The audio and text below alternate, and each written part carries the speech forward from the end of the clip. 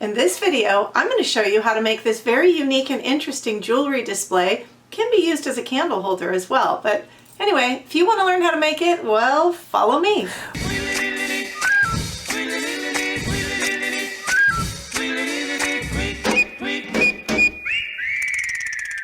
What's up, Glue Dots? I'm Elaine, the Midnight Crafter, and as you saw, tonight's project, something different and unique. So if you're someone who does craft fairs or events where you need an interesting display, well, this is definitely an interesting display. I do events where I sell gifts and jewelry, and I'm going to be using this as a jewelry display. I've been looking at those shell things that everybody has been doing in their halls, and I thought, I really like them, but I don't know what I would use them for. Well, light bulb moment, it hit me and I made a display out of it, and I'm really excited to show you guys. If you don't need it for a jewelry display, you can always be creative, because I know you guys are super creative. I've seen it. And maybe use it for a candle holder or holding flowers, or I don't know, maybe even cupcakes for a small party. Who knows? Sky's the limit. Creativity is endless. Also, whatever you do end up using it for, or any of my projects that you make, I would invite you to head over to my Facebook group. I will approve you gladly and show us the projects that you have made, the recreations from my channel, and we can all see your wonderful creativity. You can all support each other, get new ideas from each other, or that is also the place, aside from making new friends there, it's also the place to share if you find a great deal somewhere on something, or maybe another option for something I used for the project that's no longer available at Dollar Tree, or whatever. So do your part in participating by joining us over there and showing everyone what you got. Another announcement I have is some PDF files that I am beginning to create for each of my craft projects. If that's something that interests you, you will find those right down below in the description, where I usually have all of the show notes, items needed, whatever information. So as well as down in that description area, this description area is an important spot, so don't miss it.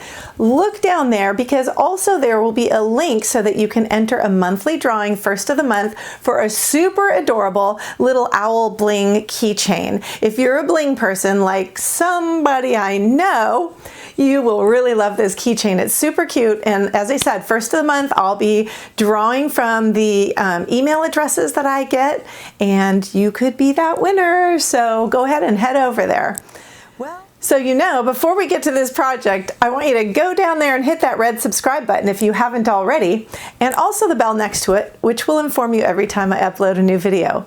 And if you're enjoying my videos, please give me a thumbs up and leave me a comment. Let me know what you like about them, what things you'd like to see, whatever. I love hearing from you guys, you know that. So, darlings, enough chit chat. Let's get to this project.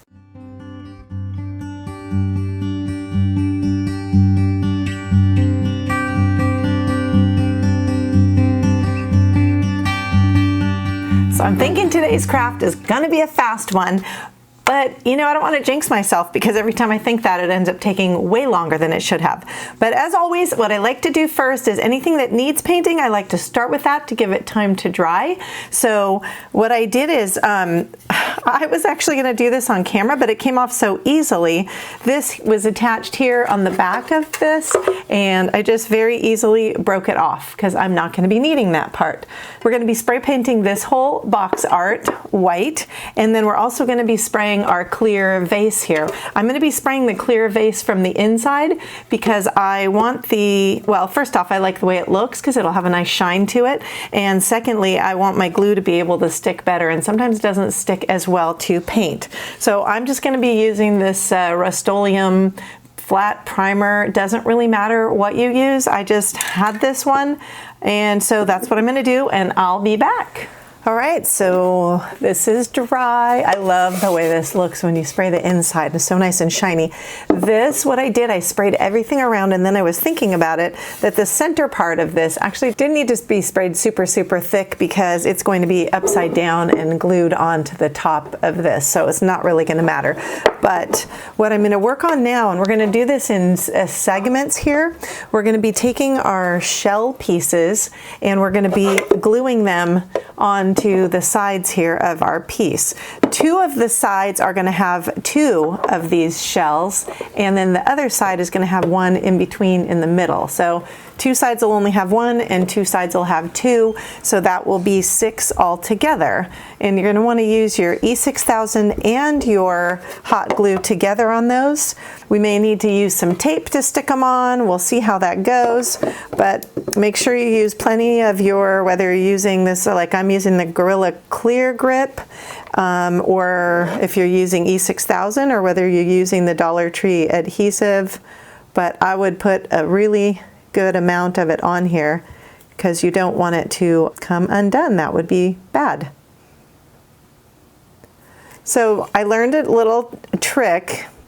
So some people were asking what to do about the glue continuously seeping out of here. So a little tip, something I do, sometimes it doesn't work when the tube is brand new, but if you kind of give a little squeeze to the sides, so to sort of take some pressure off that, give a tiny bit of a squeeze to the sides, or kind of pull it in a way that it sort of allows some air to come back in, that top part will usually suck back in there a little bit. Also, a cool tip that I learned is here on the top, sometimes the glue does seep out and then we put our tops on and we can't get them undone because the lid glues to the tip. Put a little bit of Vaseline on around that edge of that tip there, and then you won't have it stick. So we're going to use, I put my E6000 on there. I'm going to use now my hot glue as well. And go ahead and attach. Make sure your shell is facing upward and make sure that it's flat, not tilted at all. And put it in place. You could use a level for this if you want to, but I feel pretty confident that that looks good. So we have one glued on there. I'm kind of holding it a little bit. I'm going to glue my other one on here. Okay. We're going to be letting this dry, as I said, for a bit, and then we're going to be turning it and gluing the ones on the opposite side. This is going to be a quick project. I'm telling you, it's a simple one, but I think if this looks like I think it's going to look in my head, like it's looking in my head, it's going to be freaking stunning. And I'm going to be using this for an upcoming event that I have as a jewelry display. So anyway, guys, if you're enjoying my channel, don't forget, give me the thumbs up, leave me a comment, and especially I love if you share. So please do share with your friends and show them all the really cool stuff that we're making here. And be glue dot, guys, we have fun. Okay, so actually being the super impatient person that I can tend to be, I actually am not letting it dry in between. The hot glue seems to be doing okay holding it up, so fingers crossed that this doesn't all fart apart, fall apart on me. Oh my gosh, alrighty then. And we're gonna go ahead and put on the other pieces, because unless you lay this flat, it's really hard to balance it with all that weight leaning on one side. So eyeball it and get those in place about even on both sides. So I'm going to be using this for jewelry display, but I thought this would be super, super cool with tea lights on it, and just what a really cool centerpiece this could be. My initial idea was to get something round and put it around. That I wasn't really finding anything that these would lay flush on. So, okay, so we have the two sides done, and now the opposing sides, sure, you can definitely go ahead if you want to and match it, but what I'm going to be doing on here, just to break it up a bit, is going with one in the center and do that on each of the other two sides. Okay, so all the sides are done with our shell pieces, and the final piece here that we're going to do is we're going to be gluing our box to the top. So again, we're also going to be using our adhesive as well as the hot glue to get it really to hold on there firmly and nicely, and more permanently, I should say.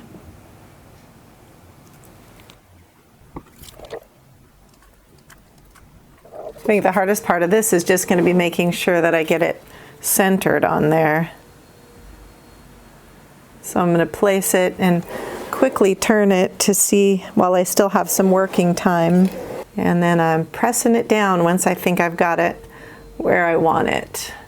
The last thing I'm going to do is pour in my decorative rocks, and I'm going to be displaying, well, you guys will see in the finished thing, but I'm going to be displaying some things in here in the rocks. And I was thinking to use sand, but then I found these rocks that I think I maybe got them, I'm not sure where, maybe actually I think I got them at the 99-cent store. But if not, anyway, wherever you can find different colors of sand or different types of rocks. And we're just gonna pour those right into the top, and it's taking the whole bag. I suppose I could have painted the inside of this, but I did not think about it. Either way, I mean, it's not bad this way. I may just go around this very, very top rim and paint that white. But all right, let's see what a quick project that was. I'm gonna show it to you with the jewelry displayed on it so you can see what I got going.